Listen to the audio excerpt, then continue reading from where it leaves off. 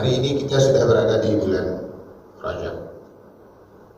Di bulan Rajab ini ada peristiwa penting dalam sejarah agama kita yang terjadi pada diri Rasulullah SAW, yakni peristiwa Isra dan Mi'raj baginda Rasulullah SAW.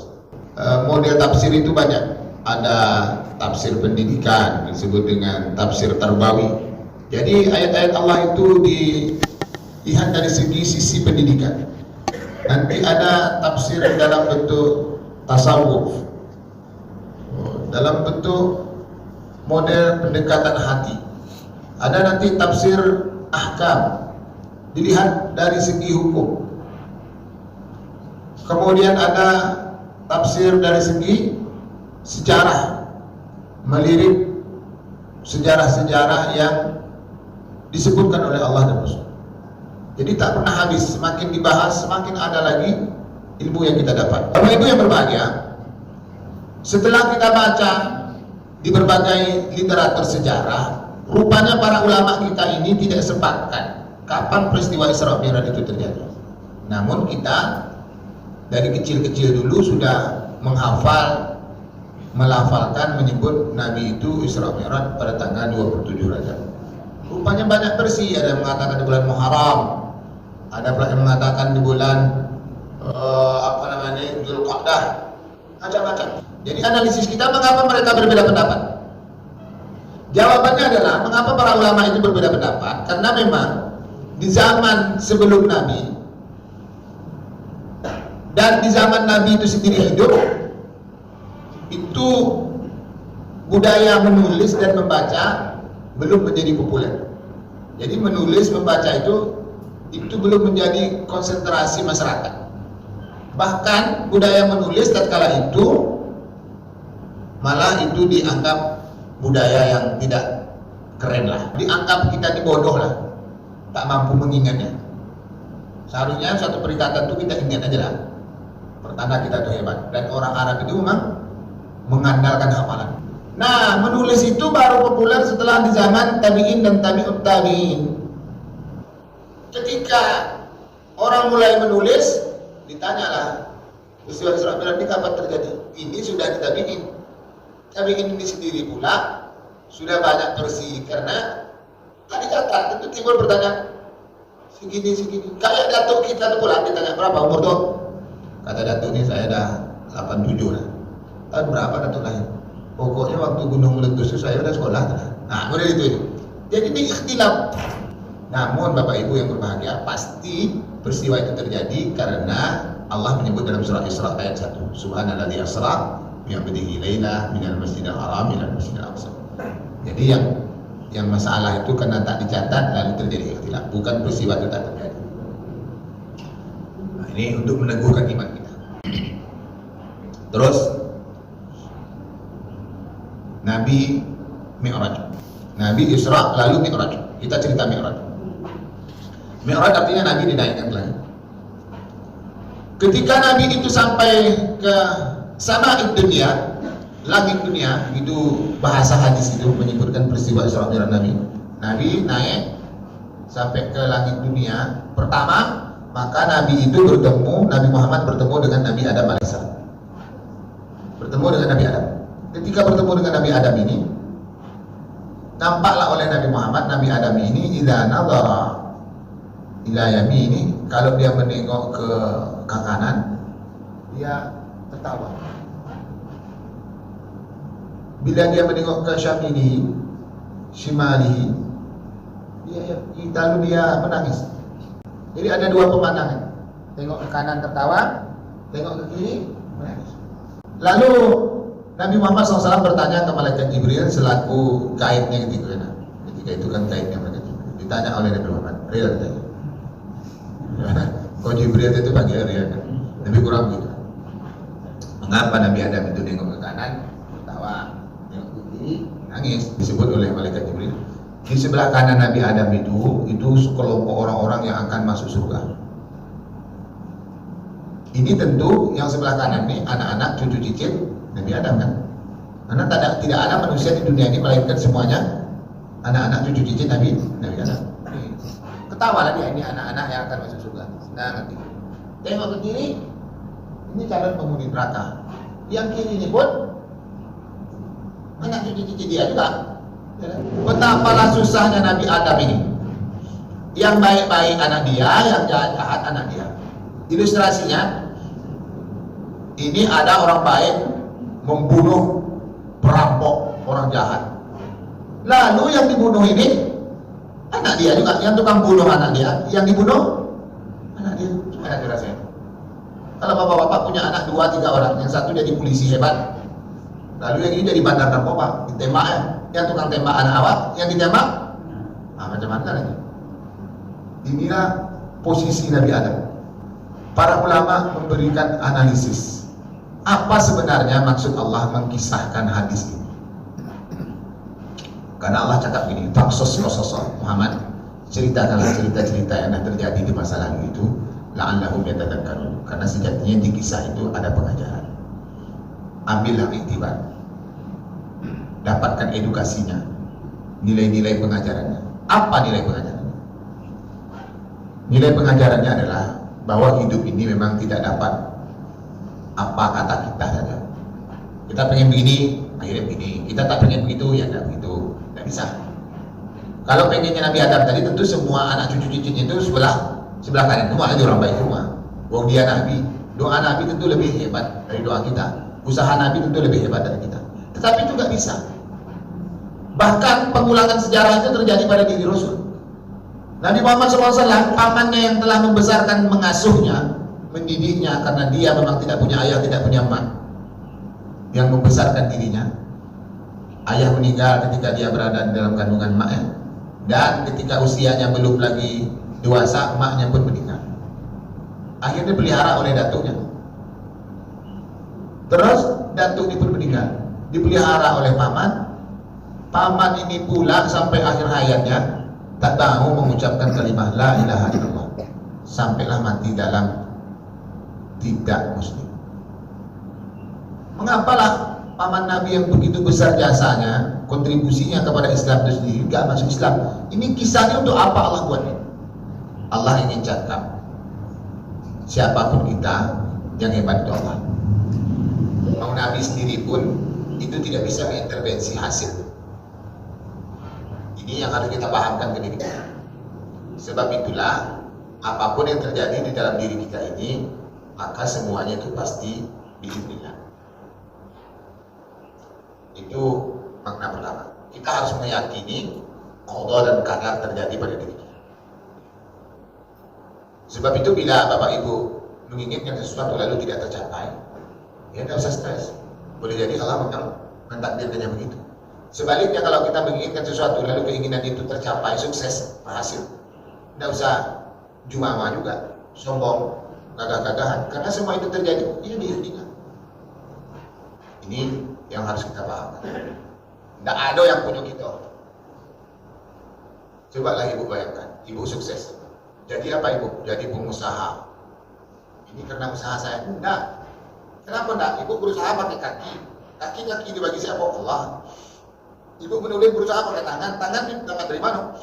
Dari Allah. Ibu berkomunikasi dengan orang-orang untuk melancarkan usaha Ibu, berkomunikasi pakai mulut, lisan, gigi segala macam, dapat dari mana? Dari Allah. Ibu bisa mendengarkan dari telinga Allah. Ibu bisa berpikir dari otak yang Ibu miliki. Otak dari siapa? Dari Allah. Pernah minta, pernah beli? Tidak pernah. Semua dari Allah. Karena itulah makanya ketika kita berhasil itu katakan alhamdulillah, segala puji bagi Allah yang telah memberikan fasilitas semuanya untuk kita. Mana yang ada punya kita? Tak ada. Begitu kata para ulama. Dan ini pengajaran dari kisah Nabi Adam AS. Terus Nabi Muhammad naik lagi ke atas bertemu dengan Nabi Yusuf. Nabi apa, Bu? Nabi Yusuf. Nabi Yusuf itu Nabi paling ganteng. Kalau Nabi Yusuf itu masih hidup, kita bawa ke rumah sakit. Jadi tidak perlu orang itu di anestesi, tidak perlu di bius. Ada ibu-ibu nak operasi sesar, suruh Nabi Yusuf itu kan. Langsung itu tidak biar dia apa dokter. Tidak ada pakai bius-bius. Karena memang ternyata dulu di zaman Yusuf ini hidup, ada ibu-ibu, saya tangannya tak terasa. Berarti kalau disuruh Nabi Yusuf itu tegak. itu saking luar biasa. Nah, ketika Nabi Yusuf ini dijumpai oleh Rasulullah SAW dalam hadis tentang Isra Mi'raj itu, rupanya Nabi Yusuf membagi kegantengannya separuh dia baginya. Apa pula sebabnya kisah ada membagi-bagi kegantengan? Ini dibahas oleh para ulama. Hikmahnya adalah pengajarannya, Islam itu sangat perhatian tentang penampilan diri. Sebab itu banyak firman Allah dan hadis Nabi misalnya, ya ayyuhalladzina amanu, oi orang beriman, laki-laki perempuan, khulu zinatakum 'inda kulli masjid. Kalian kalau pengen ke masjid berhiaslah dengan yang terbaik. Jadi kalau datang ke masjid ini berhias dengan terbaik. Jadi jaga penampilan diri itu penting. Jangan ibu-ibu ini untuk membenarkan biar aja lah gendut, yang penting sehat. Wah, jadi sebenarnya gendut itu tidak sehat, berarti kan obesitas. Nah, Bapak Ibu yang Allah berbahagia, jangan Islam itu terkesan jelek. Qadarullah masjid kita keren. Saya kadang masuk ke masjid-masjid tertentu, kadang jadi khotib. Rupanya banyak nyamuk di dalam itu. Awak jadi khotib kaki ikuti. Allah, orang di dalam berdebu. Belum lagi toiletnya. Belum kita masuk dalam toilet itu bau pesing. Sekarang toilet yang tumpat, Masya Allah. Padahal agama kita luar biasa memperhatikan hal itu. Innallaha yuhibbut tawwabina wa yuhibbul mutatahhirin. Allah itu paling sayang, paling cinta kepada orang yang bersih. Tapi mengapa kita orang Muslim tidak memperhatikan itu? Ini informasinya ketika ketemu Nabi Yusuf seperti itu. Terus dari Nabi Yusuf ada kisah tentang penjagaan Allah. Nabi Yusuf ini kan digoda oleh Imra'atul Aziz. Imra'atul Aziz itu artinya istri raja. Mengapa Allah menyebutkan bahasanya Imra'atul Aziz, istri raja? Bukan nama. Kalau nama itu kan dalam tafsir namanya katanya Zulaikha. Ulama tafsir berikhtilaf apa iya Zulaikha atau tidak. Tapi tidak penting lah itu. Jelas bahasa Al-Quran itu namanya Imra'atul Aziz. Imra'atul Aziz artinya istri raja. Mengapa Allah menggunakan bahasa istri raja? Karena Allah sebenarnya ingin menggambarkan yang menggoda Yusuf ini istri seorang raja. Kalau istri seorang raja kira-kira ajak atau bu? Jawab aja lah, kalau salah tak ada nilai dong. Tentu ajak, tentu cantik. Karena raja itu biasanya beristri dengan orang paling cantik. Orang yang paling cantik inilah yang menggoda Yusuf. Itu informasinya. Jadi kalau ada apa-apa mungkin digoda oleh perempuan, Bapak tolak. Mengapa Bapak tolak apa? Buah pejabat. Ini menolak kita tuh karena jelek. Ini Allah sudah gambarkan yang menggoda Yusuf itu orangnya cantik karena istilahnya. Terus Yusuf ini pula seorang remaja yang gagah-gagahnya. Jadi kalau ada bapak-bapak menolak perempuan menggoda, bukan Bapak tolak, tenang, goda dong. Itu beda dong maksudnya. Penolakan ini karena tidak tolong. Iko Yusuf ini gagah, lagi kuat, remaja. Sehingga bahasa Allah dalam surah Yusuf ayat 24, nanti Bapak Ibu baca, apa bahasa Allah? Walaqad hammat bihi wa hamma biha. Itu perempuan sangat pengen ke Yusuf dan Yusuf pun sangat pengen ke perempuan itu. Jadi jangan dikira Yusuf itu nggak pengen. Yusuf itu laki-laki normal, bukan laki-laki mati angin. Ya, karena dia orang perempuan. Lalu apa yang membuat Yusuf tak melakukan perbuatan keji itu? Bagaimana bahasa Allah? Walaula ar-ra'ahu burhana rabbih. Andaikan Yusuf tidak melihat tanda-tanda dari Tuhannya. Jadi yang bisa mencegah kita dari sebuah perbuatan kemungkaran itu sebenarnya adalah penjagaan Allah. Selamatnya Yusuf dari godaan perempuan ini tadi bukan karena hebatnya Yusuf dalam menahan dirinya, tetapi Tuhan yang telah memberikan apa-apa sinyal pelarangan. Sebab itulah kita ini diajarkan oleh Rasul berzikir pagi dan petang. Di antara zikir itu bunyinya begini. Ya Hayyu Ya Qayyum, wahai Zat yang Maha Hidup lagi berdiri sendiri. Birahmatika astaghith, dengan rahmat Engkau Allah tolonglah saya. Wala takilni ila nafsi tarfata 'ain, engkau jangan pernah meninggalkan saya walaupun sekejap mata. Hebatnya doa ini kan, zikirin.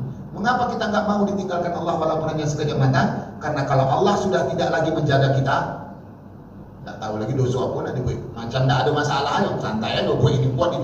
Karena Allah nggak ada lagi pedulikan kita.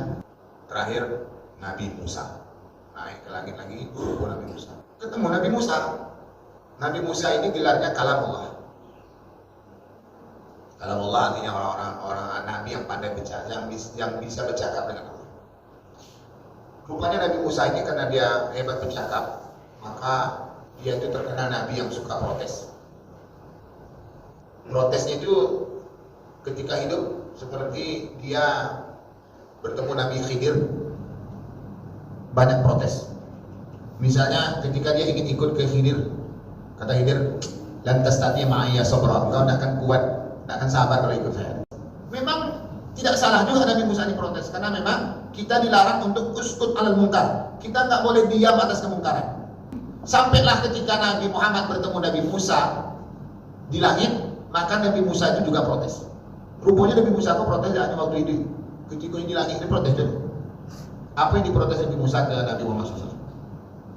Begitu ketemu Nabi Musa, Nabi Musa menangis.